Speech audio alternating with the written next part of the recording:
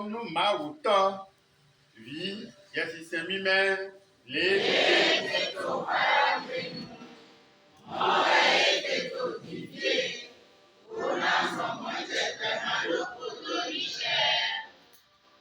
Ọlọ́run, Ọlọ́run, Ọlọ́run ọba iye.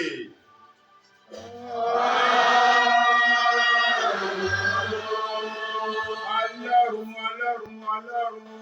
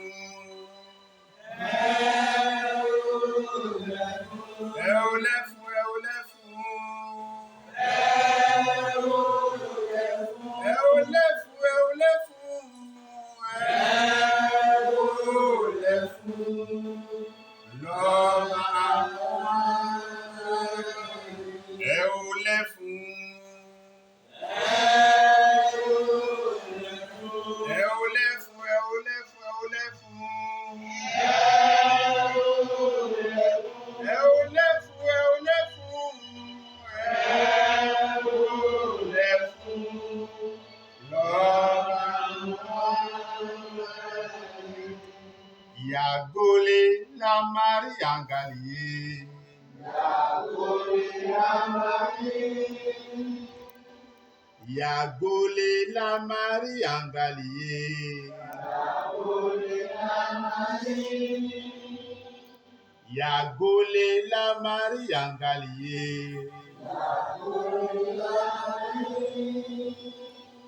Ẹ̀fọ́rí balẹ̀ fún ọba Olúwa.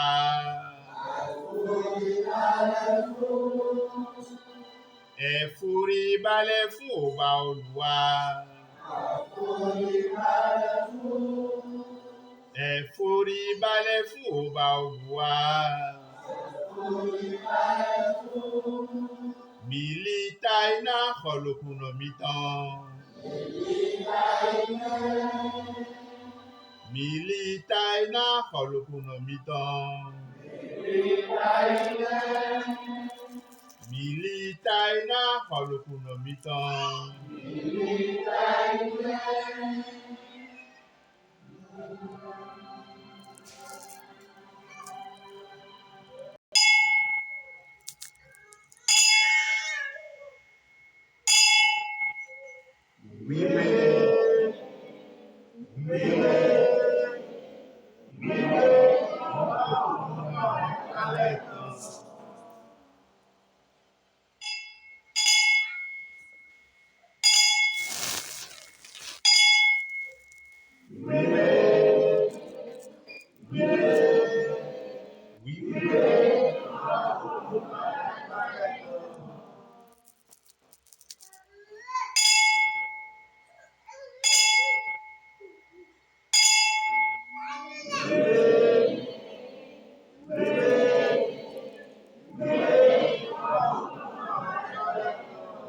Sosono mauta vi yesisemime.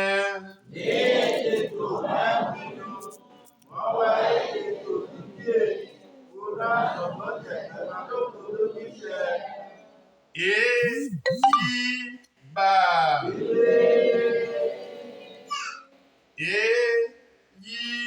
Ba.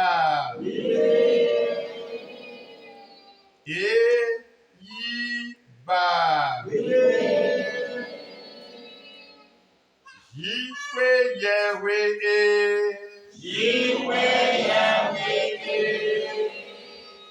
Wa leblana mi. Kede idagbe wen towe.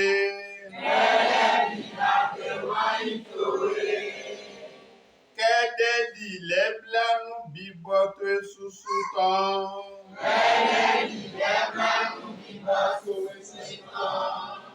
Bidita sien mi ton le kose.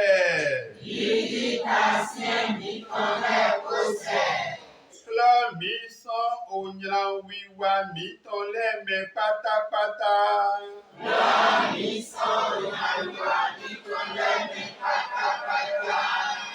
Mo sole miwe. Son yilando mi ton le me. Na miule koyogbe. Ta sien mi tonton. We koko nuwe. Yilando mi ton. Sati tonuko mi ton.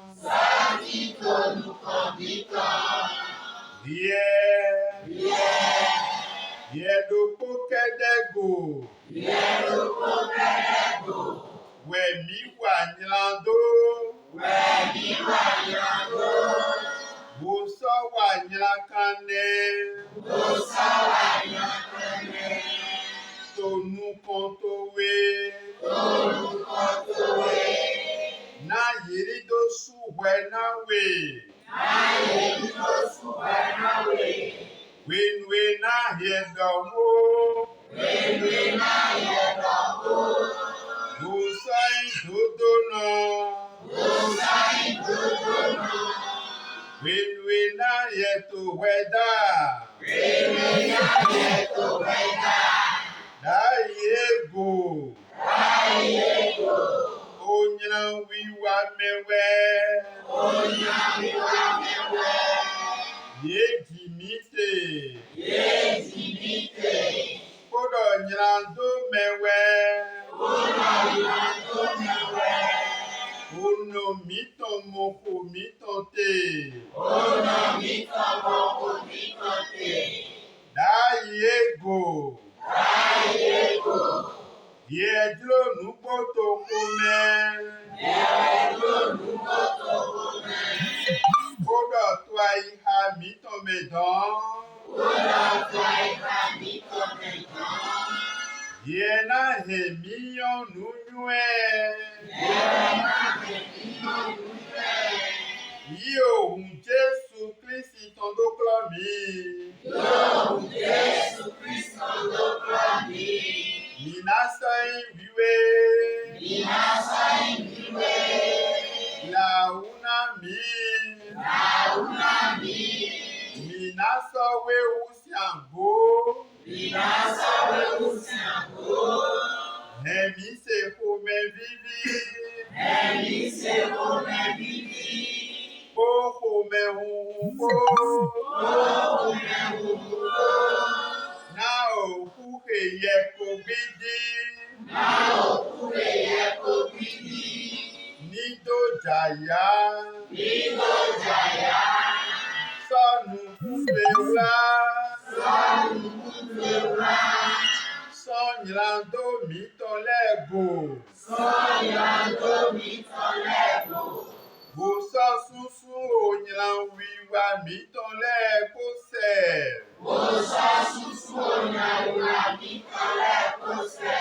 Dai kaye de na mijiwe yewe.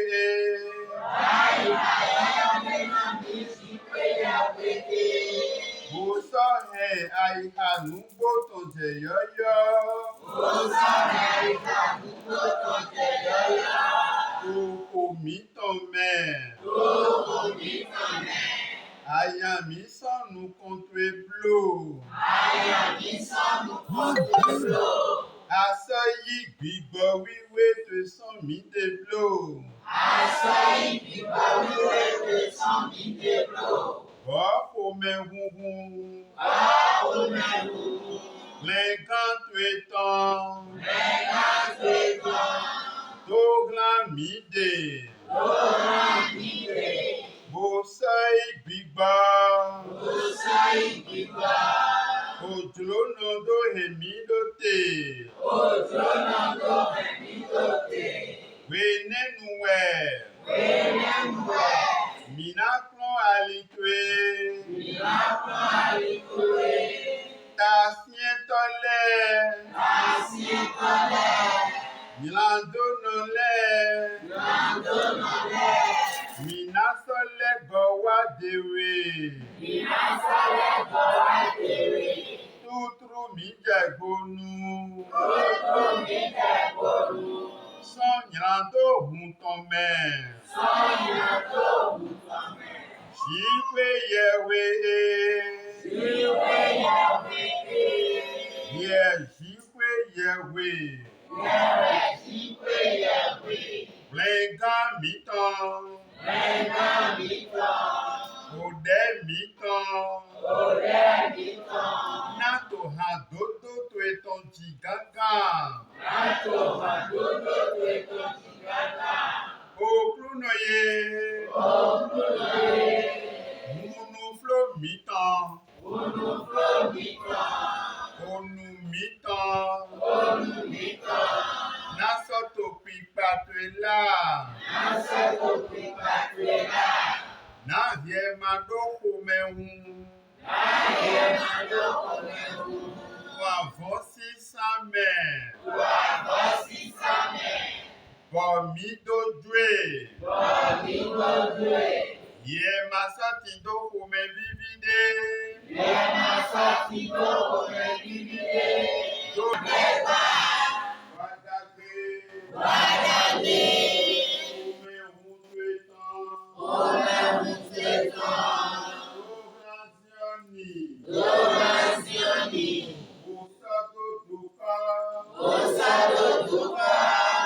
Jerusalem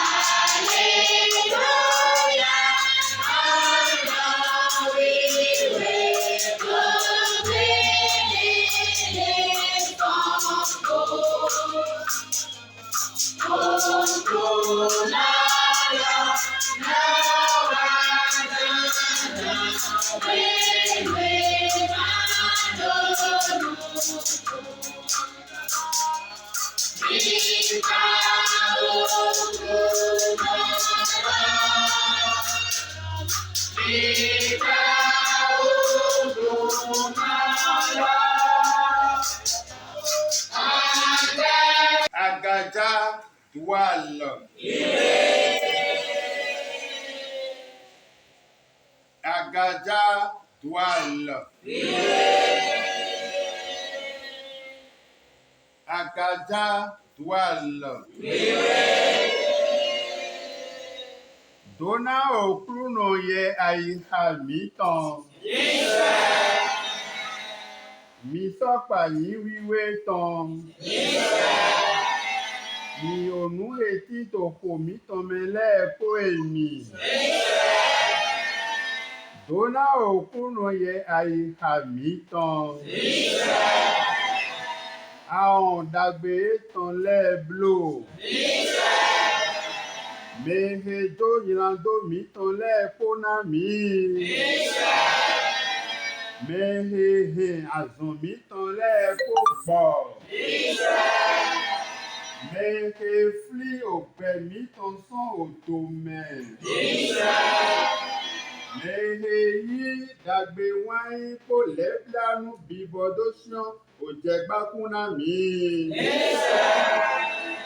Mehe yi onu dagbe le so pe kona onu mitan. Sọmọbọ òfú mitan jẹyọyọ taidi akunlọ. Israel itanlẹ. Ẹ̀dánúnú dagbe no okrono ye adìẹ tan wúrà kàkà do ìgbà. Et ma wa he mi ke di lando mi ton le gba. Israel. Mo e ma sona ali mi ke ro ina wa mi ton le. Israel. Mi dona okuno mi àwọn pa ton le mi. Israel. Mi devizo wa to ehe to home hu wa ton le mi. Israel. Dona okuno ye ai ha mi ton. Israel. Jéhovah. Jésus Christi. Saint Michel. Lagadamasu Hondo. Kini wendo Judaton. Miwanu konte kodo home hu da kodepo. Wende midu tade grasi kweo. Akware denu zigidi gẹ̀yìn. Àmọ́dé àzán jẹ ijú ọ̀sùnrò ìwé ọ́. Susu ẹ̀yìn gbẹ́tọ́lẹ́bẹ̀ yìí kọ́dọ̀ ṣíàn fọ̀. Àlọ́mbọ̀ yìí mọ̀nú mi dẹ̀lẹ́ adó àdó àpáwúrọ̀ ní dáró tàbí tán ìhàwẹ̀. Gbogbo rẹ̀ náà jẹ́ ní mẹ́wẹ́ o. Àdọ̀nù ìmáka wà pẹ̀tọ́kùnà wú o. Bọ̀mí àmọ̀sùn tẹ̀wé gọ́ọ̀rọ̀ 2022. Ọ̀la mi sunu kọ́ntọ́n mi wá wúrò yẹ fúre lọ́fọ̀wẹ̀.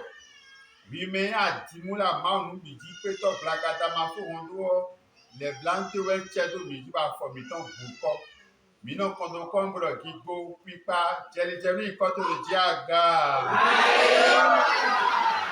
ta bi eseme mi do penu e dagbe wento hu kan mo ni kondo mi ji mi tarabru mo asan e vo ame lẹ́gbàálẹ̀ jẹ̀ ètò ìdókòtò mi tán kúrò ìwé ẹ̀dá ẹ̀lì kíní dọ́hùn ọ̀mẹ́ iná tẹ́ńgọ́rọ̀ bí bá dá lọ́nu níwá nùkọ́ tó mi tẹ̀lé mi tún wé rézérézé káàdà lọ tó mẹ́nu fẹ́ tó wà àgbàdà lọ tó àgbàánú tẹ̀ á wé ní tó mi gbá tó mi dá lọ tó mẹ́ kẹ́kẹ́ wá hẹ̀mí ò dídí àjìlọ hùn níwọ̀n mi tó kájọ tó mẹ́. Bla mi ta enugu zitwe. Ada jina ku geli wewe mi. Kane kwe to me kuno kwa mi osuo. Pagbe ni chedo mi ji. Bla to beto da fonu mi. Na mi azaga bega. Ijo mo ka wa ni konto mi ji. Wa zezo agun ton do aga. Soane so asinu mi. Na mi li siedo bigbo me. Na mi akompipa. Wende ado aparo mi fo yesu. Premier jediton. Adomina ma han gbigba yi. Ora mo kento mi to lesi choda lipa. Gigo mo koto ni kondo mi ji. Wa che na so mi ton le. Pé tó lẹ́bìí mò ń jọ mi ò fọ́nú tó lóbo yìí. Wàdí kọ́ ẹ̀ adó àgà. Gbùgbénú yé. Ló há ó lè tó ilẹ̀. Ló há àbí tòṣe sí tó ilẹ̀. Gáàtò pẹ́lẹ́ wà sí ebi tó àgà. Àtọ́nú pẹ́sàn mi tàn. Mo àtọ́nú àtọ́fọ́nà lẹ̀. Láyé fi kàgbé tán. Mẹ́ra wọ́ọ̀rẹ́ náà lẹ́gbàá òun tó ń gbónú yìí. Bọ́sì tó sì gbónú yìí. Mẹ́ra àṣọ bára sún ọlọ́run àṣọ́sálẹ̀ inú yìí. Mẹ́kàrà àṣọ kọ́nù pé ní tínú yìí. Tìláṣì sátẹ̀lẹ́gbó. Tìláṣì mọ̀tẹ̀lẹ́gbó. Nígbè wà tọ́ka àkóso tó ilé. Bẹ́ẹ̀rù mizan nù má ti kọ́ sọ́bùlà àgbàdánù mi. Níbi ònù kọ́tà sígbà lọ́gbà. Mano gbede mi síta sígbà lọ́gbà o. Ìdí èrè ife náà mi tó dà lọ tèmẹ̀. Ìwé tí ló bá fẹ́ sọ́jú náà sí kò mọ́ ṣe tán mẹ̀. Àṣọ yóò sì kó fà ṣọ fa tán mẹ̀. Jídọ́ ní ìfi gbẹ̀tọ́ tán. Pé tó ní wúlà fún wọn jí.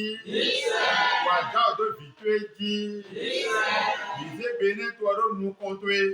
Ìgbọ́ ní kan tó ọjọ́ mi. Why to have to gun there? Na ese no yuen. Na ese no yuen. Agora comprei no quando vai can we see me do po. Mo mo je many things. The money quando better le bigi. Kan ja go taru mi bi. Na mi aya jije. Flock better for no me. Yi jido wo donu mi. Se mo da cheji. Lórí Jésù kí Nazareth tọmẹ.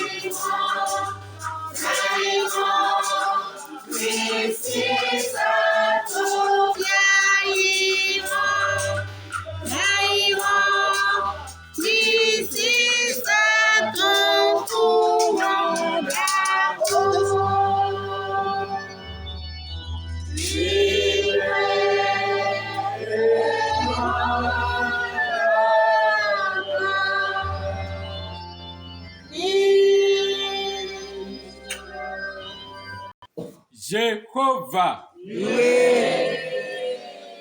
Jésus-Christ. Yahweh Micheli.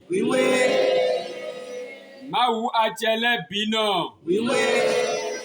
Maou Nubiji Peto. Mi vitwe lero nu koto gaki kwe lome. Do egbe ya zande do votwe do po. Bokugulo tu teme leno jete. Mika sedo we mato memba do kugulo de hunga kugulo le bio. Emi le gonwede. Konkulo tu da goto ejinu me. Na mi kugulo se do agaton.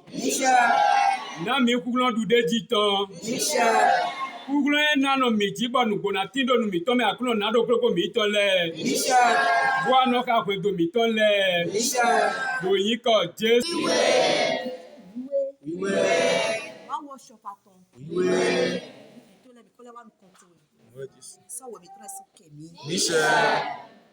Quand je te dis les miwe. Mi don't nous contrôler ado no te le ndi àwọn agbe no mi do wa. Mi dem do hon kan hon. Wa ito we wale bo gba mi. No pe mo asu pe ton gba wa nu mi. Biku asiku akun gba wa ton mi. Atokwe bo ketana don mi akun gba wa ton mi. Agoro nous contrôler ça keze bo poro dem we binu. Nwena ko je hon do agboloji. Bon no e ma do ayi bona jede je akun gba wa nu agun mi. E na dun ya wa akun gba wa nu mi. If they are na mi do do wa won si gbe na do alo to me. Bo e ko gbo je san si azame. Bo e do ye bo do ayi teme le da. E na zo ba fo na wen kabini kuna to akuno gbanga ne le mi mamu sa mamu du akuno gbanga mi azoro kumi azoro kami akuno wi kan le pokole posi mo na dojo ko mi la zo to e kan bo mi na gbojo lo de mi alo mi na gbojo da zo to e kan bisi gbanga to mi wa de mi da zo to e kan se nko to e daga Christy Saint Michel Ahosu leton Ahosu nubi upeta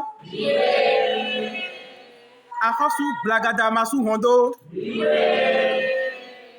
egbe yin azande boyan azan dafo pataki de boyan azan blida inde bo fitu le wa nu konto to favile wa nu konto dokpo wa nu konto me ho wa nu konto e ka je bo do azan le gbe o mina ru jo ndele we pa no na mi ho eno na ebio anu na me ete mi karo bibio we mi ze kwedo mi to le do wa lo te mi ro kan ki ko lo me Jesu aro do mi do eyin kwedo le ma ro ganji ya ne agunna ro ganji gbon ado kwedo me fifa no besi to no wa gunji mi wa nu konto ro ganji ko lo me nugbo mi la do nugbo nu yo kwedo mi to le edo ki ko ta nwe yin Jesu wa ahosu mi ka di nuwe bo ze kwedo mi to da lo to mi ro ganji ko lo jete bi kwedo mi to le menu mi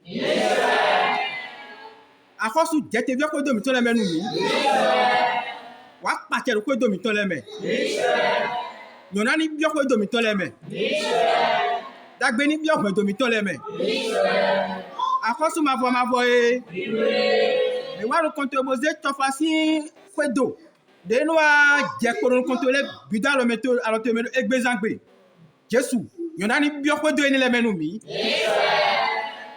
adonu mi do e ti to temetemele permanence temetemele groupement temetemele yo eye do ki ko yo agbonde suna ko mi do mi na do no gbonu yo beta mi to le do kan ko lo mi o edo alo ji debuwa akosu me ka no blodo ko no blodo mi le wa no konto e bo ze beta mi to le do alo to me permanence mi to le do alo to me be si le ndi kakaka dimanche mi ze do alo to me Jesu kekle jete bio beta mi to le melo mi no edo ki ko beta mi to le me bo beta le na li do we glo Jesu a mo bi aro mi o no aro emi no mo le bi no ero jijo mi mo bi a mo no ero jijo beta le me akosu keklen jeti wa blo beta mi to le budo ni e fifa ma no beta le me ya ni agun fifa kana no agun mi to me gbon Jésus Christ Michel iwe Mau tima modona kotale ton Mau etimbo mau de masoti Mau papa Samuel Bileo Joseph Oshofaton Mi vitu ele wanu kontoe to azan egbe tongbe premier jeudi tewe go erosun tewe go meyon premier jeudi nu konto erosun tewe go me wanu konto boze mi le akolewe Mau papa Oshofaton ye fli mi to le nu konto e ye ma yon to e ma yon no e wi ro pono we to ni ye ho we no ni ye bi we no cho to le wa cho ye nu mi ye to gigo e to wa cho ye nu mi ai hunta te to le wa cho ye nu mi dudu ye to nu ye to wa cho ye nu mi bla ye do wa da huto e glo Oh, va. Oui. Jésus Christ. Oui. Yahweh Micheli. Oui. Ta dona meta. Oui. Miro dudu azale me kaka. Egbe owen la misi tenwe goro kuyome. Nwe ka pe tenwe ro kuyome on dagbo eno kan pe bio. Wen to le biro nu kontwe. Azote le biro nu kontwe. Si sa ten le biro nu kontwe. Ke yona si won to gbo hun ro ko mi to le je. Ologo si won hun ro ko mi to le je. Ki na agbare bi sa. Buru social black baya to nu me. Ke na mi we na mi bo mi na pe do nu agba to nu ko. We na mi bo mi aruko mi pe do nu agba to nu ko. We na pla pe do to le agun to yi je te o de ali mo ko to gbe sa mi to le me. Jíjọ́ onídọ̀ àwọn olùgbẹ́tẹ́lẹ̀ bìjí. Orúkọ Jésù Kristi tọ̀mẹ̀. Michel. Ìfáànù tí ìwà tọ̀. Nípò dẹ́bọ̀sẹ̀ òun tó lẹ́dọ̀ kólókóló nìkan tó wè. Fífá tó ní bí ọ̀hún tó lẹ́mẹ́nu mi. Fífá tó ní bí àgbà lẹ́bi pín sánú mi. Fífá tó ní bí àlè mi ló pọ́n lẹ́bi pínú mi. Ṣé àgùn olóhùn kan tó wé? Pétó lẹ́ máa fa àgùn sì fà á. Ìyá sí àgùn olóhùn kan tó wé. Àgùn fífá tó ní bí àgùn tínú mi. Àwọn ọmọ bí mi tán èrò tòmẹ́tòmẹ́lẹ́. Nọ́bí mi tán èrò tòmẹ́tòmẹ́lẹ́. Nìzẹ́bì pín lónú kan tó wè. Fífá nígbọ̀n àgbà ìtàn lẹ́bì pín sáá. Jésù Kristi. Yẹ̀wé Michele. Sípé ẹ̀wé gbàgádà Masu Hodo. Kìnìkìnì ìwọ̀n ẹ̀dọ̀jú dàtàn. Àbíbí gbàgbó sọ́nyọ̀ zọ̀kẹ́. Lọ́ àzọ̀já tó lẹ́sùn gégé. Sundokpo di etogun elɔnɔ fibo daxɔ ayirɔwe wenu atukanu yibɔ mi bio ayi xɔme ɔkpɛtɔlɛ dzre nukatɔgba akazi alɔ do akɔ bodo alɔ kunɔ dze meɖiɖe mitɔ lɛ wo bɔzakpo klekpo anɔ nyaxe ɖo tanu mi anyimetsɔtsɔ mi tɔ bɔ kaka bɔ sundokpo kpe bɔ mi lɛ wanu kɔtɔtɔ gaxolɔ me mi kpɔnu kɔ gudo aɖusi amiɔ mi do kpe mi tu kpe mi na do nuwea. Doa medebudo enyitɔ nɔvi asi asume bodo atse mɔkɔtɔ bona basinu mia ewɔsɔbɔ mizenyira donɔ si nudoke bodo kigo kpikpa jelijeli nu nkɔtɔ edo dziaga otɔ ovi esise mi mɛ mi do kpɛnue dagbe ugamɔkpo dagbe wɔn eto eni kɔndo mi dzi zikpe ewe papa Samuel bile Joseph ɔsɔfatɔ ye. Lido nukoto gaxla mize enyi gbete do agbonjile bido aloto eme enyi korado aloto eme ye deji siribe sira fele na gbon ba jija no bi okwe ogbe Jesu khagbelele blagbaja tonu ye alogo inati do mo na wa zoto ezapo klepo manakra fodo azok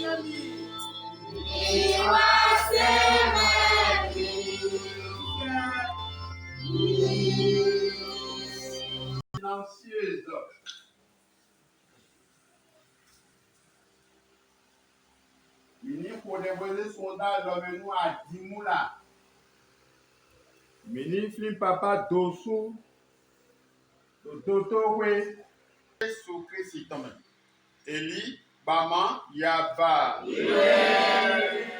Eli bama yaba Eli bama yaba Okuno lisi omi tonuku bia sangbe Eli diwe ewe sofa tonize mi duaga Mi to alogogla mi son fie mewa Mi son se mi do te son sion ni me Mi fi avonu diru mi to lepo Bo so yi avona mi me mi to lepo Mi na mi krede ha mi ton meton Luwe mi le yondo kuno we meilleur ami, ça de ton cas.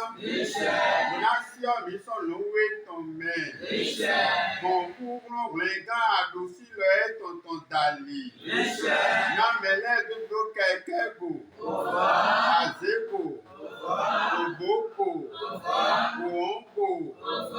Shiba, mi ò lè ní àdọ̀ òkúrò mi tuntun. Yìí lẹ jẹ́ ìjà yìí.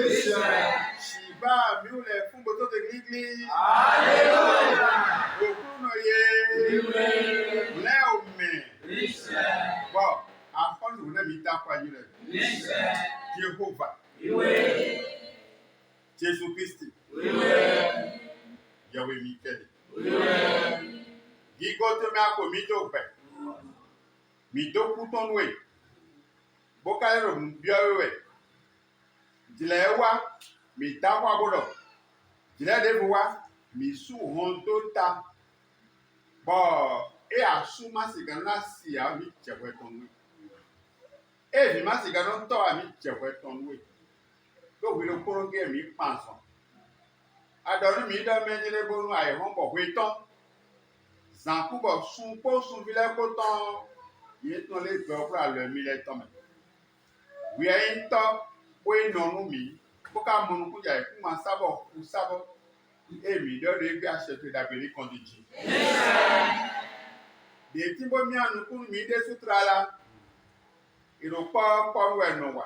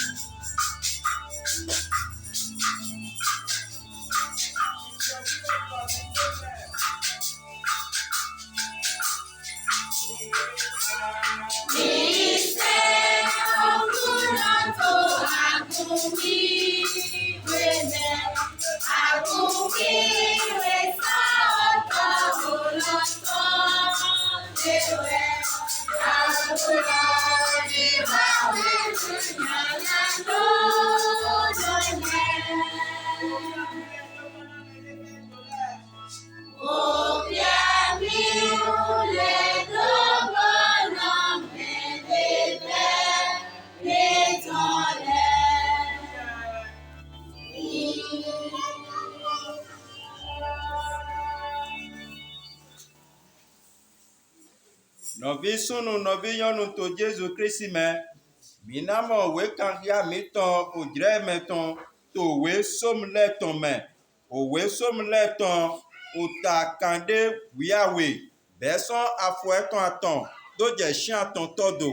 O we som le tɔn o ta kan de wiawe. Bɛsɔn afɔ etɔn atɔn do dze si atɔn tɔ do. Mibototo ayihan o we lɔ. Yẹ̀yí wọn ná òyìnbó dàgbé kódọ̀ òlàlówó nánàdọ̀ dòdó yẹ̀yí wọn ná òkó wùmẹ̀ tẹ́jì lẹ́kọ́ yẹ òdẹ́ òkúrọ́tọ̀ yíwéyàwó ná nùlíwé liayi kàkà tóyè ẹ̀nà sọ gbìwèsẹ̀ gbòsúnwèsán gòkò tuemẹ̀. Bosɔ dro adɔnawe sɔn ayigba gbɛnɔ lɛtɔdzi dodonɔ lɛ namɔga gbodibu bonasato kikoe dɔmɔ kpɔn dawexe mayizi ƒeyewe do basi kuŋlɔ etɔwɛ exe na adɔkun susu gege etɔn gowɛ. Edo tudo bosɔ dzeglo to onya wiwa etɔme sigba nyeta eɖi ati aminɔ hevunto oxɔ zikwe yewe tɔme nyedo tudo dagbe wanyi zikwe yewe tɔgo kaka doye finewɛ vivɔno werɔtɔn do bugbeme minoto do dzonɔ lɛ si gbeme. Frères et sœurs en Christ, suivons à présent l'unique texte de ce culte qui nous est tiré du livre des Psaumes. Psaume à son chapitre 52, du 3e verset à 8e. Psaume 52, 3 à 8, écoutons. Pourquoi te glorifies-tu? De ta méchanceté tira. La bonté de Dieu subsiste toujours. Ta langue n'invente que malice, comme un rasoir affilé. Alléluia. Alléluia. Alléluia. Alléluia. Alléluia. Ebelo azante wego iwedo tuzante wego ko ebileton. Eblo lamisi titante wego do ko ile kotome. Ma wo to gbedo to ego alonu mi. Mi do azan le kawe. Bodo segba le kawe. Bo le ka ngale to mo te wego gigo ni ikoto di lo mi daga. Emena ache beton mi kodo diloton ko mo mi ma san le koton eku ga mo la na do ko mi ton le lo le mi ko to gon si se le koton nu da ko de weyin do agun se to mo ayin agun bi je weyin o ado ado mi ma do mo koton me bo mi ko to nu we no wa teme teme le gbon asire koli si mi ton le vela mi ton le kodo nu ya mi na san do san pro bo mi ko kan yi wa ache je ka ma mo na akondo enele dinu mi akuno san pa mi kari yo e kan kota de kota yo vule Dídátọ̀ ló pa ìhun kó tán. Ọ̀rọ̀ tó Jésù Kristi mẹ́. Òbí tán ló kó àkàn. Òkúlùnà mí tán. Mẹ́hẹ̀yẹ́ mọ̀hó tán. Gbọ̀nbígbọ̀ wíwé dàlì. Mẹ́hẹ̀yẹ́ jì. Sọ àdọ̀ Màlíà yọ́nà àwòrítàn mẹ́. Mẹ́hẹ̀jì àtò Pọ́ns Pílátù glọ̀. Mẹ́hẹ̀yẹ́ wédó sàtìgò. Ekúbọ̀ èso dì. Ejẹ̀tẹ̀ ṣíọ̀lẹ̀ mẹ́. Efọ́n tó àzán ètò àtọ̀ntọ́ gbé. Sọ̀n ṣíọ̀lẹ̀ mẹ́. Bọ̀ ehẹ́ òjì òlò wíwé mẹ́. Bòsí àdùsí lọ. Yíwé yẹ̀wé òtọ́gàn húnú kó tán mẹ́. Fínẹ́wẹ̀ náà tọ́ sán wá. Nàdúrà dá wẹ̀. Ná mèhe tó gbẹ̀. Kó o ṣíọ̀lẹ̀ po. Nyẹ̀sẹ̀ ìṣètò bìgbọ̀ wíwé mẹ́. Àgùndòpónà wíwé lọ. Kọ̀ǹdópọ̀ mẹ́ wíwé lẹ́ẹ̀tàn. Jòná ìràndó lẹ́ẹ̀tàn. Fọ́nsán kó àgbàzà tán.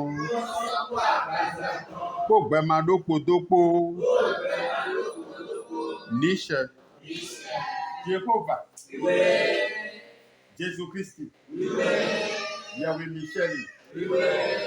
Dópódógọ́ mi lọ jẹ́lẹ́jẹ́ ní ìkọ́tò ló jẹ́ àgà. Sísẹ́ tó sí wẹnu wọn jìlẹ̀ tẹmẹtẹmẹ wẹ tì. Jìlẹ̀ dà hó ẹyin nùrù gbígbọ́ tó ń sì gan hò. Wíyẹn nù dọ̀ wíyẹn hó wa dọ̀ wí dénú mi. Yẹsẹ̀ mẹ́tọ́ ní hò tó dá ìhà mi tán mi. Náà mi sẹ́nu yún ẹ̀. Gbígbọ́ ẹ̀dọ̀ gbígbọ́ ẹsẹ̀ bóyá sọ́sọ́ bí àgbàjá nù mí. Òzò àìdókò mẹ́nu mi. Náà mi lẹ̀ bọ́jọ̀. Lórí Jésù Nazareth tán mi.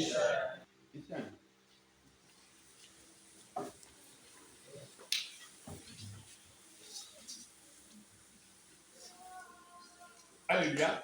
Alléluia. Alléluia. Alléluia. Alléluia. Máa wọ sọ fún akọ nípa lọ́nù mi. Sekretẹ́ láàrin ìpínyàn ẹ sọ́ra tẹ̀wé ya. Fóònù márùn-ún ní gbọ́nù mi lálẹ́ bí aké káká bẹ́ẹ̀ mọ̀ pé mi ṣe bí ìdí èso wa. Àhọ́ ẹ̀ náà mi ṣe ikú wa. Mo mi ìrìn àsìkò. Ránkì alẹ́lẹ́ àti tèwé tó. Bó ìmọ̀-àbúrò mẹ́ra fún ní ìkọ́ ẹ̀ ní kókó wa. Àfikún wa. Ìdáwẹ̀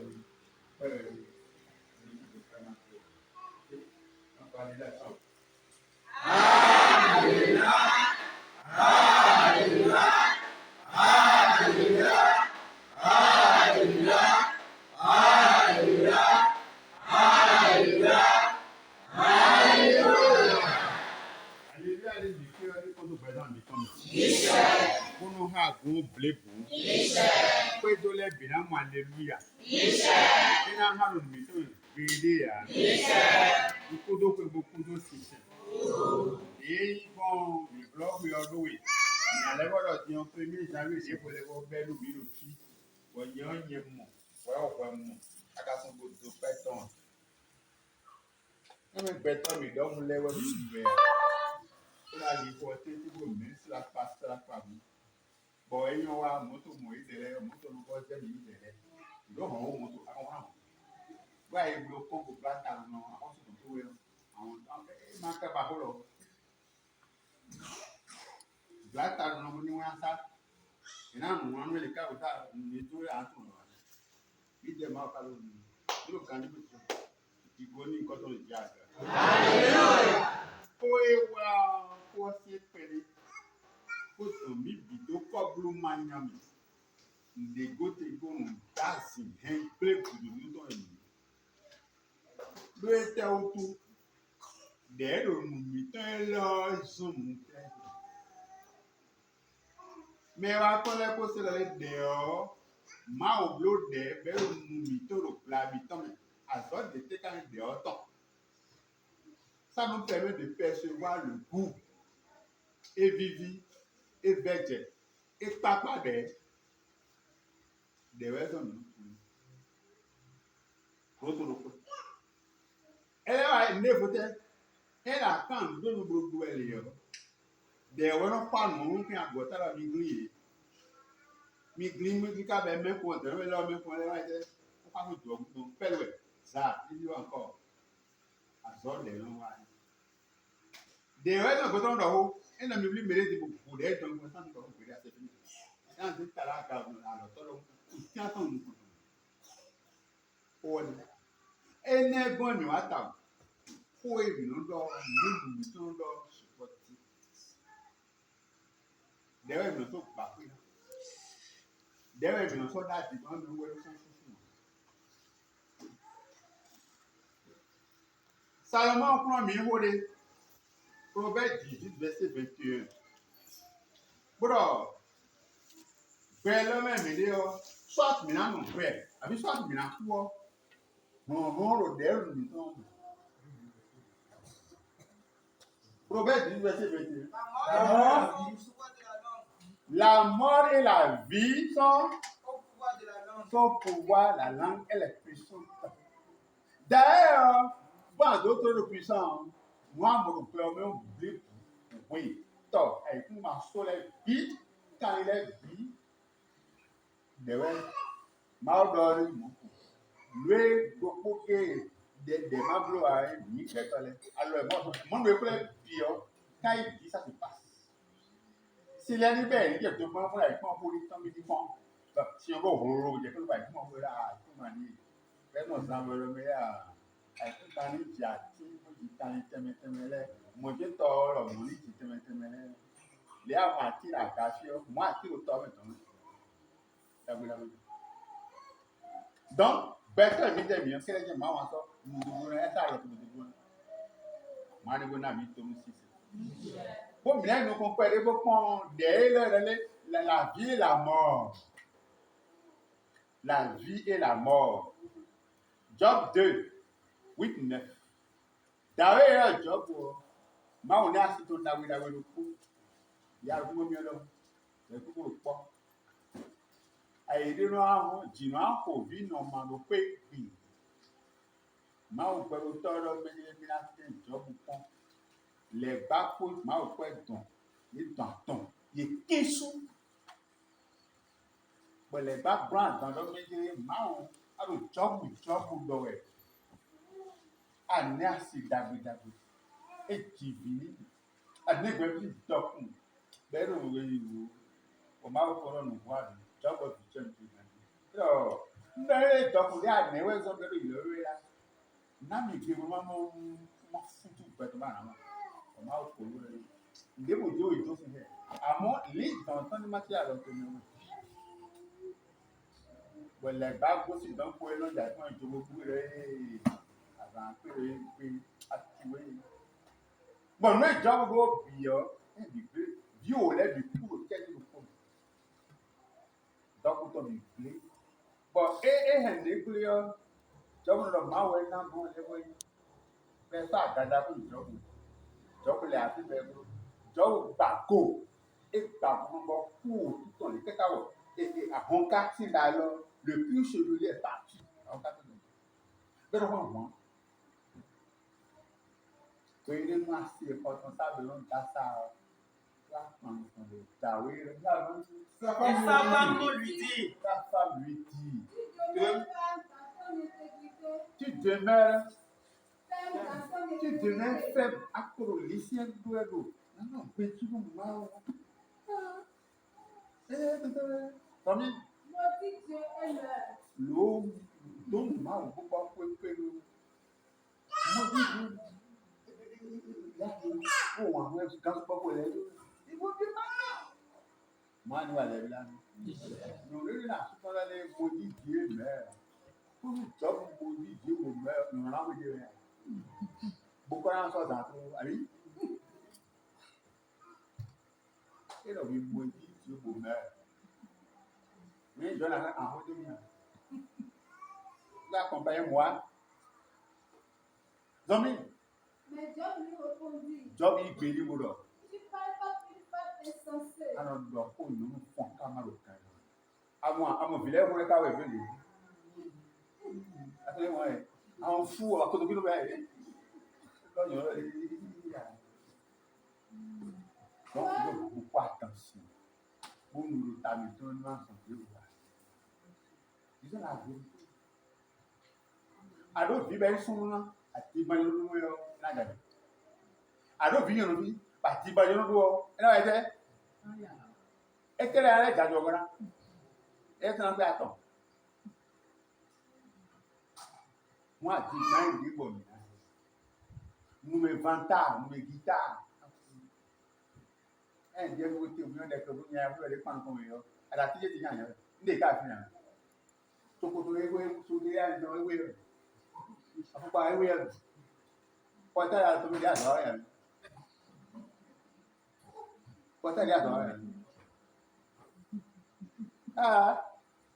Àwọn ya bí ọba me bu mu yoro bi wo yoro bi ba dure bu. Wo kota ton ta do mu suru budu wa. Ese kota so dai ku. Una pe yoro le mi na ti la fe da ko mi ku yan. Ese kota lo.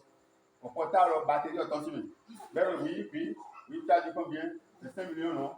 Oui, je vais venir. Oui, ça va venir. Bon, et il y a pas mon ami là pour aller. Il y a pas de vous. Et monsieur, ça va tenir. Bon, oui, non, oui. Et le mensonge. Mais ce qui m'a regretté, elle a bien mal fait. Clessant, c'est une clessant, moi. Il a demandé le vision. Il a demandé le corps même. Il a demandé le héros même. Ça le pétato. Putain, il a quoi? Et là, il m'a dit que le mal dédié, le bébé les gars. Il va t'en a dit. Mais on a dit à l'effet, même toi, je ne sais pas comment faire. Il a demandé à l'homme pour faire un homme de tout le monde qui est petit. Peut-être que bâtiment tu es au prix. Là où il y a des cas beaucoup gros là dedans. À ta côté. Il est vrai que nous pouvons opérer à mon mandat. C'est toi qui me Marina Marina. Pour parler le monde. Ouais, donc mais vous voulez revenir à mon métier, on monte au continent. Nous on s'avoue Dieu. Nous t'avons fait le bon quoi. Pas où il y a quoi faire. Le temps à mon donnant. À tous les deux bons. D'accord. On m'a botté le bal au monde. On a un minute d'aïso. Manon est le feu, vidéo. Autant vivre, oui. Il n'a pas de mal parmi nous. wá sí tó ìmọ̀ràn gbà mí tó novi wè àtàdù gbà mí tó wèlé novi sí pátí wọn fẹ́ hàn ẹ̀rọ dẹ gẹ́rẹ́ fún mi àti lọ́mọdé tó gbẹgbẹgbẹ tó kọ̀ sọ́kùnrin ló ìgbà tó ná àti kankan yàtọ̀ ìrànlọ́sọ̀ bọ́sùn àti pharmacie la calorie la médecine lui m'a moins remis lui m'a fait aussi et les gens du côté au elle dit qu'il va dire quoi comme il gagne et là mon nous ko bele ko ba mais la so no ta pare ko bombe le taxi bele ta ko se dom me pro bi ko ba me ba le di ko ku ta non ko to ele ye wo do ba a do ko do ba la me la si ta ka go si ko da mu ku jaba amo mele no kwa yi o me ma to ba se de le ki o do ni si pe mi mo mo juju ko bele a do to si ko me abi golo ma no kwa ni ko bele a gero do o foto to me na abi la di ma foto choko mo no do mo ni wa le plan mina ha Jean 9 verset 24 wende Jésus do yiwe la apada we fio yiwa yiwe wa etu foso nu Dawede o ye ji ko mu ku gleglepo eto si no ton ko mu gleglepo kaka be o wa ta mu ko bere ya ba ko se le mo ko ye plan Jésus merci yewe ma do meji e do so de huwe o abi no de huwe o ba no ko fito Dawe no ye ji ko nu ku gleglepo e bo nya ka lo to we huwe abi no we huwe be to se blo amu bo Jésus lo to ton ku huwe o no lo nka huwe o minister to tu so blo bu we ne mi ka izogben o e ko si mo ebi o da ho be na mo ni bo Jésus ta ta to bo nya tuna ku fa du bi ple we ni fun me Dawe e je lo pe fun ku e je lo mo ni ni ko le pa to le diaga ete ka yero gbo nu yo gbo ri ya de wa gbo o gbo e lo kokoro di ya très bien ne wa wona bien Maria c'est Marie e ji di gbe di e wa gbero bo ne mo o ka o be hu fún o parisien les Israéliens mais lo ye we kan da o ta ma pe ni bu ala di wa ku re verset 24 Les Parisiens appellent une seconde fois l'homme qui avait été aveugle. Ye ya do ni wa bo dari de meji oui Donne gloire à Dieu. Dawe lo pasusunu ma ogbo Nous savons que cet homme est un pécheur. Dawe ne de hu kunu ya atu yan do ya me ho re le Jésus atu yan do ya ji Il répondit, lo to ganji enu je Dawe lo enu wa ni bebi o mi no lo pon mo ja atu yan do ya yo to wo ni ele si c'est un pécheur, il le sait. ete yan do wo ni le tun an me mi do po gere ni Je sais une chose, oui c'est que j'étais aveugle. d'ailleurs nous compte va pe gbe o Maintenant je vois. nous compte wo ko e kan maka no ko bi ye me da menjele ni da le Jésus ina do no e ma ni ba ha do te to da bo ye do ni po ke yo ye wo mo ni gre ya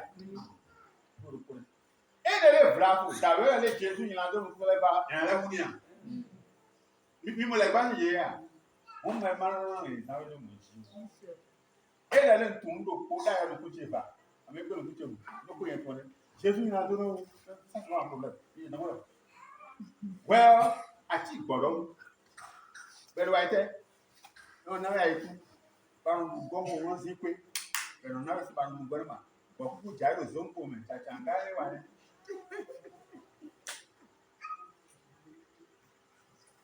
Si vous ne rendez pas, vous voyez, si vous ne rendez pas honneur à l'homme de Dieu, il n'a mon diable à votre mère. La relation de cause à effet, oui. Ouais, faut vous le donner nous, mais ouais. Pro teacher nous mais ouais. Pro mais on ouais. Pourquoi elle n'a pas là? Tu vois pas? Réfléchis bien. Où tu es?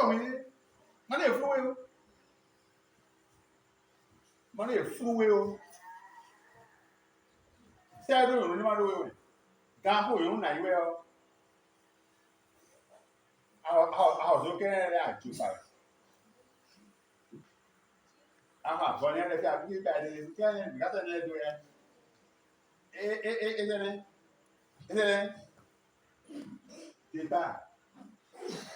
Deta le beni. Mu de ko na wa ni ni la pa si ya.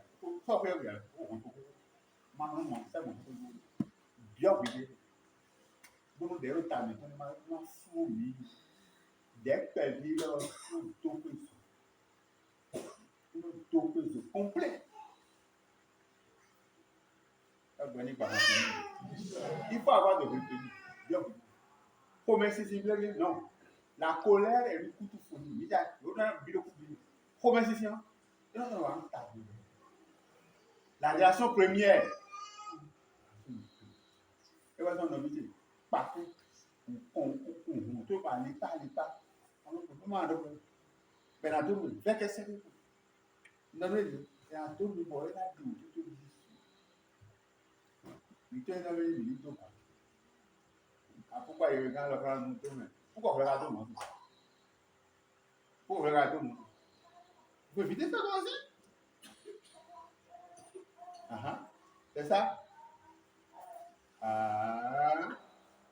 moi não a mim só me crescer em bicho na anglês akadọ le pato ma do kuru de ti do ta mi ton ko ti do ko ipe to mu to ta no mi ton ko o to mu to ta okay lui na de me ton ko ble lu mi o mi le wa fi la lo mu to mi le fi en ma ni Nombre 23 verset 8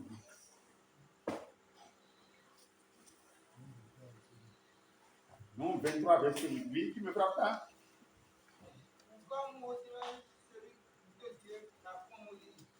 Je n'ai rien entendu. Comment maudirais-je celui que Dieu n'a pas maudit? N'est qu'un côté de même, ma côté de avant. Non, mais c'est de pas de ton Jésus. Nous devons le considérer. Mais ça, c'est vous, c'est ça la vérité. Comment maudirais celui que Dieu n'a pas maudit? Fiez en moi, mais font vous dire. Mais n'a pas été dit à lui. Mais tout dit de ainsi, deux. En sorte des sortes de pétons, surtout nos mitons, des taquinatons, des idées, des idées. Pendant les mignons, donnons les rois nous comptent. Nous l'endroit nous donnons. Abattons les tapons, le cochon.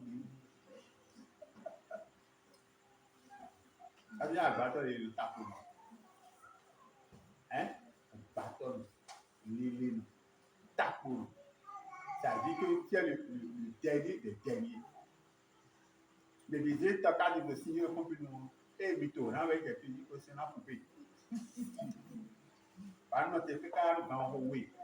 Si on a fait une voix, c'est quand vous vous avez changé tout pour moi.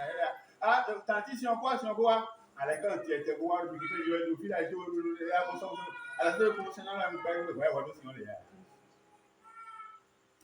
c'est ça. Mani Bamatoni. Allez, ce qu'on vous dit, ce qu'on a dit, à vous là. C'est la malédiction. On dit ça besoin de l'énergie. Il dit ça midi. Beaucoup de vie tenait 620. Comme moi n'a fait. Et mais il vient à top tout. Il vient là bas nous. On va là dans mon on monte il y a le grand monde.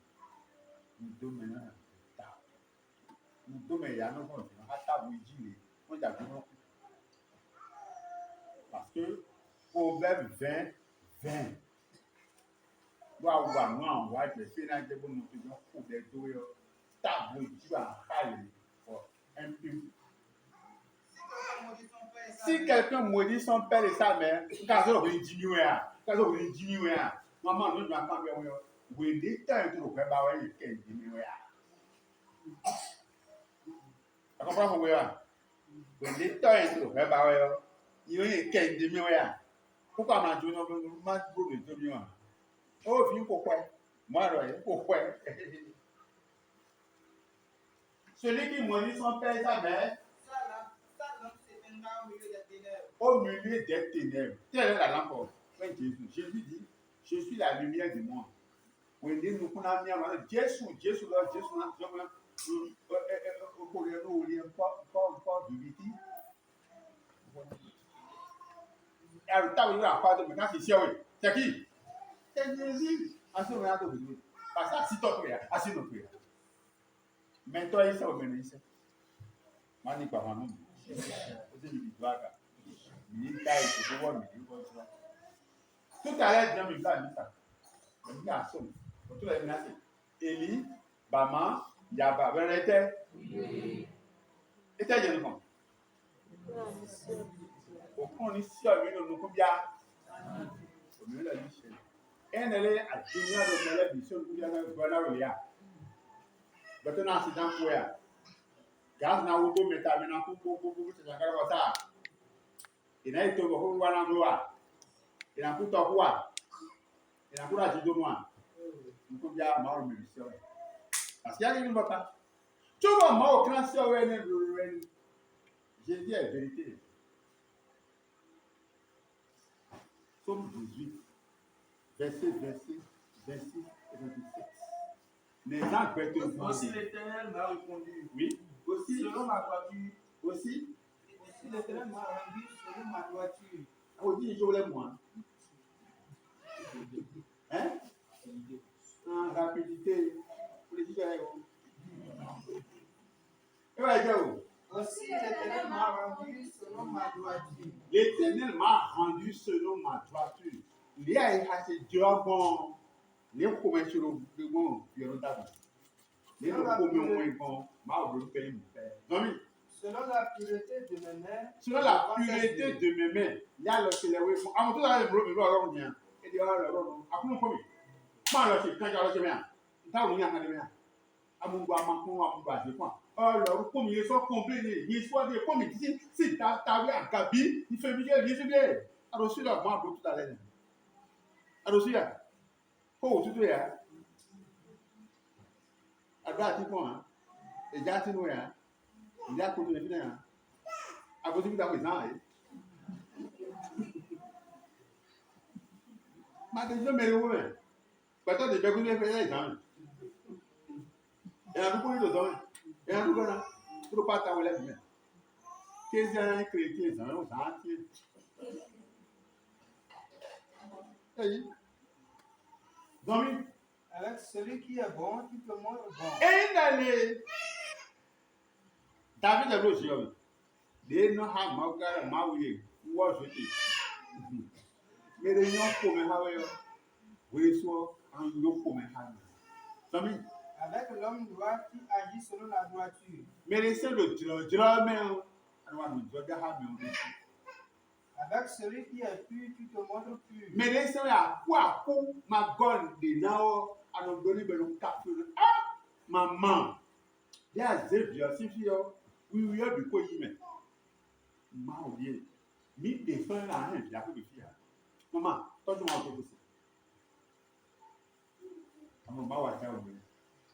Comme et avec le pervers, tu agis selon la perversité. Selon sa mais quand c'est le bouquet, vous en avez le bouquet comme ça.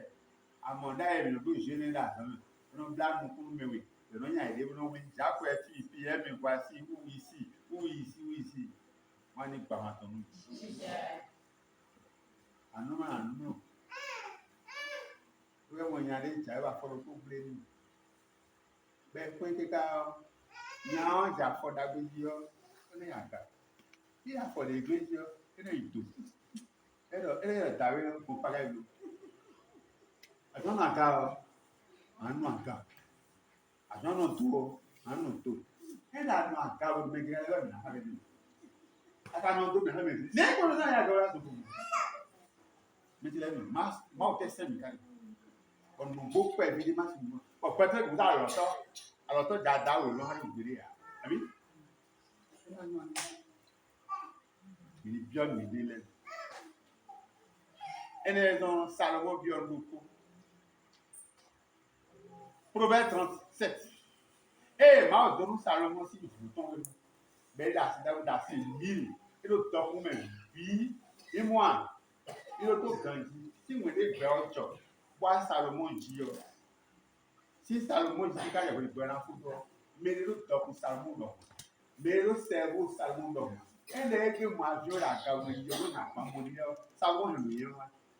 Ils vont battre au coup du bon, le titan, hein, le caterpillar fort aussi, bon, si, Salomon est noir. Nous y sommes, ma ouais, tout Salomon. On met les sorts, vous guérez, vous vérifiez. Beaucoup de gens qui ont ma on dit, par nous, soit taillé. Bon, et le cas, ma on l'a fouillé. Mais faites quoi sur nous? Faites quoi sur nous? Si on a dit, moi, au fond, oui, verset 7. Je te demande deux choses. Nous, oui, nous n'avons bien. Ne me les refuse pas Ma taille, mi tu ma peau. avant que je ne meure. Oui. Éloigne de moi la fausseté et la parole Vous mensongère. m'entendez? À Tiban, en haut, me blé, verset 28. Ne me donne ni pauvreté, Ma to, rien dit où. ni richesse. Ma cadeau, top, dit où. Accorde-moi le pain qui m'est nécessaire. Père, là, j'ai un coup pour un coup. Tu passes mon coup pour un sang, ma nami. Donc, De peur que dans l'abondance, et dans nos quoi, ben, où quand? je ne te renie Non, vous êtes nous vers le bas où il était. et ne dise pas qui est l'Éternel. Oui. Ou que dans la pauvreté, Faut faire quand même des oui, je ne dérobe mais quand j'ai dormi, tu es et ne m'attaque au nom de mon Dieu. ah, mon Salomon, nous, et j'ai écouté la main à faire au bout. Pas bon, il va le dire. C'est une victoire casse. Oh, des minutes alors, des dieux, mais Gégé, qui se vit Gégé, le pétard, Gégé, le fils. Bon, lui, il y a un peu pour construire un sens. On dit qu'en fait, on met les gens, mais Gégé, le talent, pas. Nous étions, nous pouvons gagner avec un peu de beaucoup. Si vous voulez, nous avons gagné là. Nous sommes avec des là. Nous sommes à 1000. C'est là pour nous tout le monde à nous comme tout le monde. Dans le marché. Pour voir dans le monde, on a une négociation. Il faut éviter que nous n'ayons pas aller sur ça. Non, mais nous tous les 10. Nous tous les 10. Mais il y a un si tu es candidat, on dit qu'on des cas, on va faire pour. Et il y a un tiers pour les autres. C'est sous quelqu'un. Ah, déjà, c'est grave. Bien au fil, comme il doit examiner, c'était déjà la veille. Non, mais fonçant, bouger des millions de table, même les fonçant, sauf gagner mes microirs, 4 peu. Il check le nom de maman, nous prenons. Non, mais il y a des choses. Il faut bien le faire. En temps, on l'a vu, en temps qu'on y dit, il doit avoir un peu de monde. Il doit avoir un peu de monde. Il ne peut pas prendre un peu, pas prendre un peu. Chez toi, vous mettez à l'heure, c'est quoi? Ben, tu mets dans le milieu de check. Ben, comme nous sommes coupés de sous.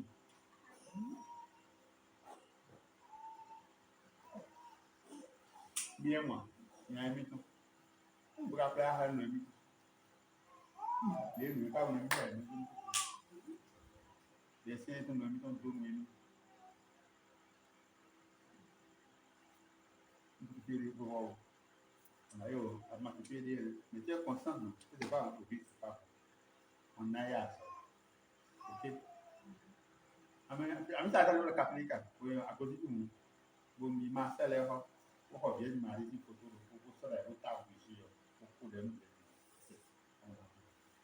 On a sorti parce qu'en réalité on a trouvé de la vie. Papa dit ya, bravo, le couteau me fait un peu de pain. Pour voir pour servir c'est quelque gars pour faire pour terminer en carré le pot. Oui, na yi German. Pour là faut bien couper là, terminer le final. Souvent il a mis ça. Né mais le Bédiga là. Tout go gara Bédiga. Ah Bédiga. Que no clave ele não vai falar cara. O tawe nem plus personne. O bisu no ba be ko ho mo ni. Papa o kare na ba yo kare na.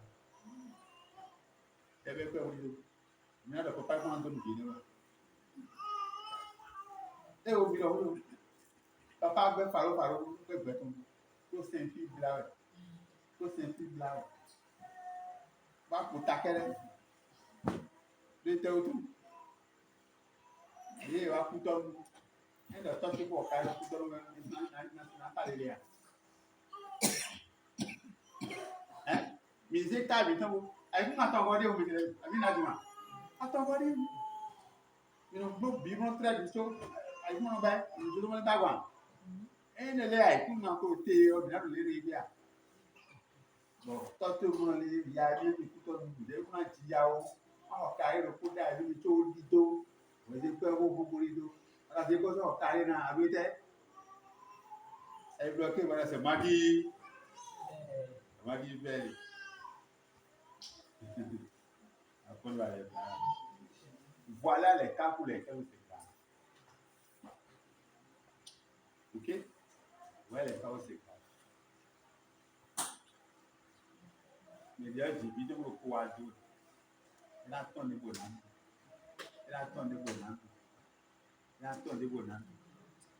Maman font que les mecs on a eu fait. On a monté vos affaires on a bâta mayonnaise, omelette, avocat, comme tout ça. Et ça caca il y a quoi nous on a tout fait le super. Quand on a nous fait on a ton petit concours. Et ma savait le même moment. Oh, il faut pas de quoi, t'as 2000 de quoi? 2000 là. Et mieux il y a noyé. Il y a eu bien. L'été autour. Biton, ouais, ça doit me beaucoup là ouais. Et je m'appelle le point en close donc quand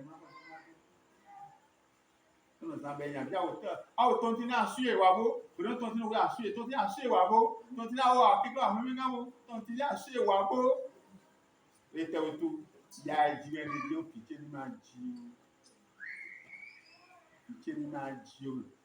Continue à manger chakaton ni. Chakaton pitu.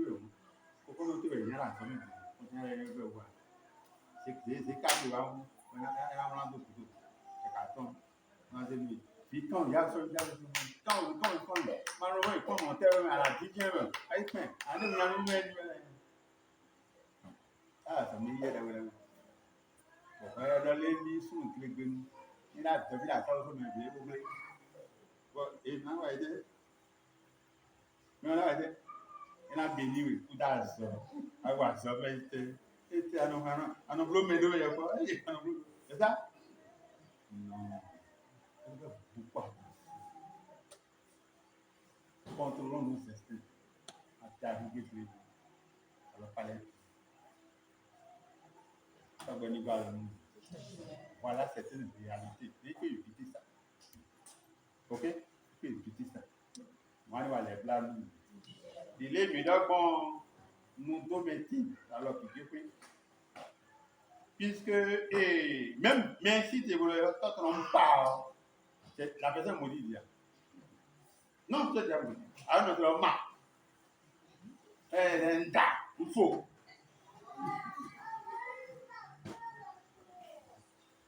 c'est bon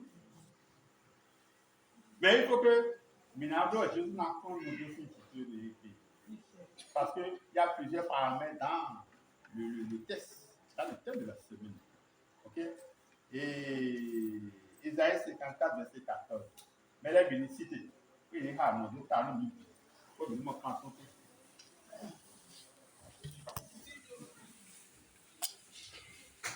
Ata pata ni agbo atun o so ba lo tele o ayon de ko wu àwọn be ko na fe ko ya púpọ̀ idonu go to ye donu we abe million we ba ati ta bi so ko ko na fun àwọn ma ho to e ji to fun e ko anu to mo c'est grave ara mi ta ko o de fini ok nous donner support Nous devons les support. Et on croit qu'on a raison. Et nous avons raison. Nous disons non, nous avons raison. Et tu veux qu'on tout ça, non. Mais on va couper l'autre, c'est nous. C'est nous. Finalement, toi aussi, mais finalement, nous aussi, mais à condition que nous l'avons Dieu, nous allons.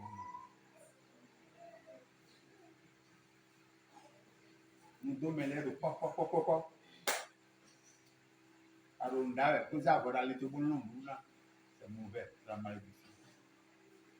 Mais parce que tu peux t'avoir au bout son, nous n'avons pas passé à nous les guitares, quoi, en rose, nous unis, le logo, oui. Ça nous dit, regarde, vous pouvez les et ciao, Calena, tu vas aller au coup de l'eau, coup de la. Et donc, quand il faut un petit peu de photo, mais ça te dit rien. Quand tu nous viens de dire, vous savez, nous coup de la. Et quand vous dites, ça nous dit, on s'en vient. Papa, là, notre bac, quand on va mon polo bas, on s'en fout, les deux sont milliards. Au courant, pour les gens qu'on fait, même quand on sort, on sort mal, on dit, quoi, c'est bien la salle de vie. Puis, on coupe la balade au coup, mais puis, on dit, c'est bien, on va. L'autre dit, l'autre, ça va se faire la balade. Manibalo, on a mis à 6 de pot, mais on a été tegbe. Ils avaient plaisir à voir, mais j'ai financé le sac dans le corps. On pita pour les gens, pita pour les gens. On a aussi ça, les causes et fou. Alors, on a mis un nom, puis on a un point, pour la porte de Saint-Pierre. Voilà.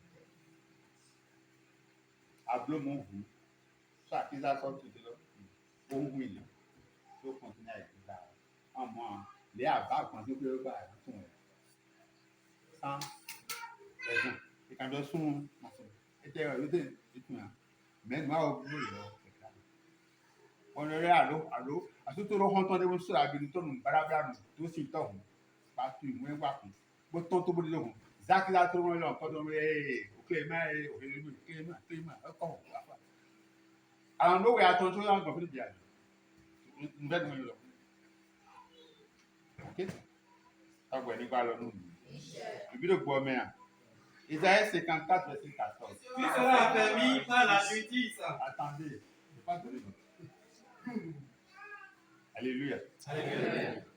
Biloté, da au couton, fin au couton, à manger, lanzo, ouglo, nous venons, nous t'adome, nous s'adome, Djemedi le kizi, Djemedi le sang, qu'un souplesse, sapata, au cou, l'équité, et pour baba, quand les boucheta, tant qu'on se couvre dans le bout, des petits millions de dollars, et tes filles, mais là, le sort plus. Et bébé, là, Jésus, tu as compte, signe que tu as. Le sang, il peut être l'élé, peut être favori, peut être ma route talée, peut être ma route donne. Et même on peut dire. On peut dire, oui, depuis quand Tu seras permis par la justice. Bannis l'inquiétude, car tu n'as rien à peindre. Amen. Si l'homme forme et la frayeur, car elle n'approchera pas de toi. Amen. Si l'on forme des complots, cela ne viendra pas de moi. Amen. Quiconque se liguera contre toi tombera sous ton pouvoir. Amen. Voici, j'ai créé l'ouvrier qui souffle le charbon au feu. Amen. Et qui fabrique une arme par son travail. Mais j'ai créé aussi le destructeur pour la briser. Amen.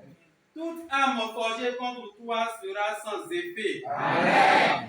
Et toute langue qui s'élèvera en justice contre toi, tu la condamneras. Amen.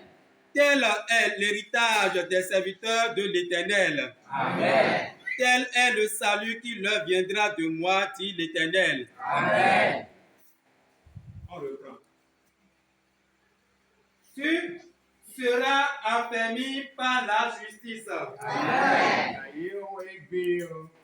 enda fombo mudlodro awe ma ogbeto lo ya na lito la kumba loju ikpe vi kuma an pe uma to na zewe ogbeto na zewe eto tu so emu como ele se deu so com beira jini ja pe ni ere mo se ni fún ni ara wo so alomatush Jésus nko Bannis l'inquiétude, car tu n'as rien à craindre. nous buena no huevo go ta na fa na ba de le je ka po de bi e o de ne se i ha te to ado Jésus bois de Jésus tu Et la frayeur, car elle n'approchera pas de toi. we ne le ai ha tu no le pon le go ko na so to ji Si l'on forme des complots, endele no po bo blase ro ta te no bo isa ro ta te ni cela ne viendra pas de moi. Jésus lo ma do me ma ta lo pe ni o Quiconque se liguera contre toi tombera sous ton pouvoir. merci te lo 15% po we sunu bo ni nu lo fun ro ta te me o on de ti bo mi ko na yo on sunu ko na jaili Voici, j'ai créé l'ouvrier qui souffle le charbon au feu yewe ta gbeto pe ya ya to pe kun to on flo mi on so gande mi on de anian to et qui fabrique une âme par son travail. bo ase no wa so no di anian no bra le ton Mais j'ai créé aussi le destructeur pour la si briser. entirely be da anian le blo e o me na hin no bi pe ta lo be no pe ke mi o pe ni aso pa so ko ta pe me je ba anian no lo e lo blo ko na bi aso pa so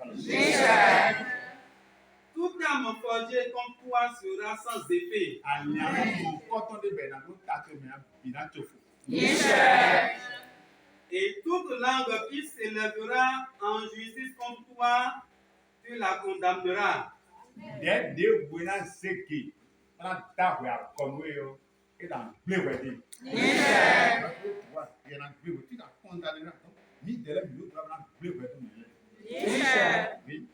Tel est l'héritage des serviteurs de l'Éternel.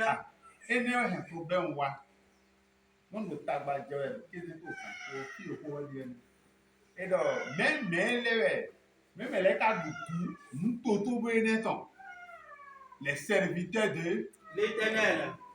dis-moi tes serviteurs de l'Éternel ya bi sa wa fe wo les gars de baba qui est serviteur de l'Éternel mais le mal soit qui c'est pour les dire quand tu es là c'est notre voilà tu es de c'est là que vous réfléchissez et les bas et les hommes là sont bien nobleux et continue na bleu no ko be na bleu ti ja na bleu le te tout le à jolo ko be won ara l'héritage des serviteurs de l'Éternel c'est notre héritage bi ta mu ke bi o fe tu na ta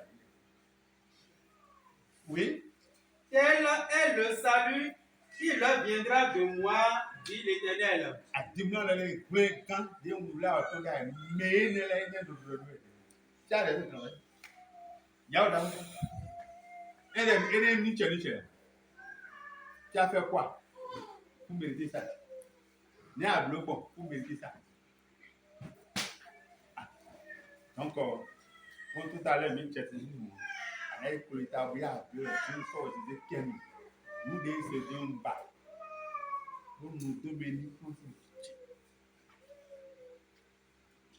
agbalele ça hein nous bra na ton fa ça na gba futi na gba titi na go fiche na go deleje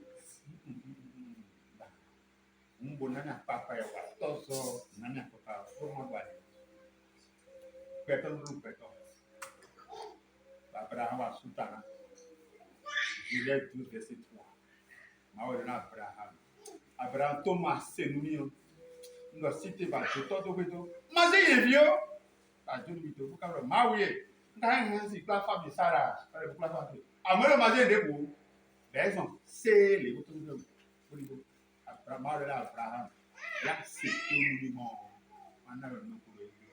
Je bénirai ceux qui te béniront. Mais débouler, beaucoup de dagoué, il y a des moulins pour les dagoués. Oui. Et je maudirai ceux qui te maudiront. Mais les cas pour des gens qui ont eu on a pour des gens qui ont eu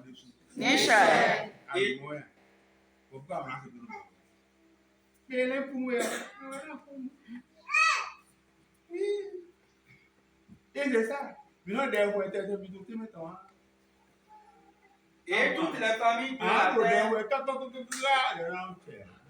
Mais si tu prends ça comme ça, il a Jésus, quelqu'un a mis le conseil au blachat, tu as fait quoi pour que tu répondu cette fois? Ça tu as répondu une fois, on a été. Voici les vérités crues comme ça. Donc, nous devons pour nous sauver. Parce que quand tu donnes tu es quoi dans la mais si est bas même, bon, et avant nous poisons, mais le bouton, bien. Et bah, quoi, même nous deux, le bien. C'est comme ça. On va les plans. Il connaît compte au midi. Acheter compte au midi. On a gagné compte au midi. Tout peut, et d'aller nous en tout web, c'est tout. Avec ta méthode, bien, un tao, mais tu n'avais rien. Mais d'ailleurs, tu n'avais rien. Quand on a gagné, on va dans le bleu, le bleu. Et dans le bleu, il y a un côté bleu. Qui nous dit le permis d'acheter des conditions. On est passé nous. On n'a pas mis nous. Oui, tu sais, Nazareth.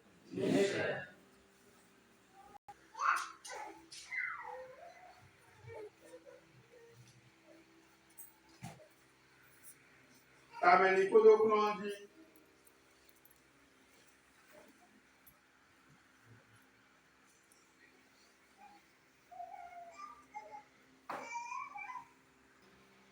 Bon, et il y a la Lucie. Adjo adon eyin azo ato to evite wọn ẹnu ẹlẹdu asa to mẹ gbọ̀ngìhó to enu o agbọ̀nyẹ ká ẹ̀mẹ̀ wùsí azo ato to edo sọlọ́jì lu amọ̀dọ̀ alẹ́jì mi dèdò gan kúrẹ́ fún yóò nukun èmi tán mẹ́ o èmi kún náà jó mi tó bọ̀ mí náà ìdí dán gbé ní owó ẹ̀ tó máa lè kó ìlọ̀lẹ́ jẹ tè Jésù ká dó tábà ẹ̀ka mi tán tán yí inú mi ilẹ̀ fọ́jọ́ níjẹ tè tó gbẹ́sà mi tán mẹ́ Jésù eyín ta yẹnyẹn fọ́ yẹnyẹn. Eyín lẹ kodo eyín nu do elo gbèsè mi tó jí Jésù kọ́sìn ló kókó mi tán lẹ̀ kó ṣe mi ẹ̀bì fi dùn àga tó ní sùn àsìnú mi mẹ̀bí torí Jésù Kristi Nazareth tán mẹ́.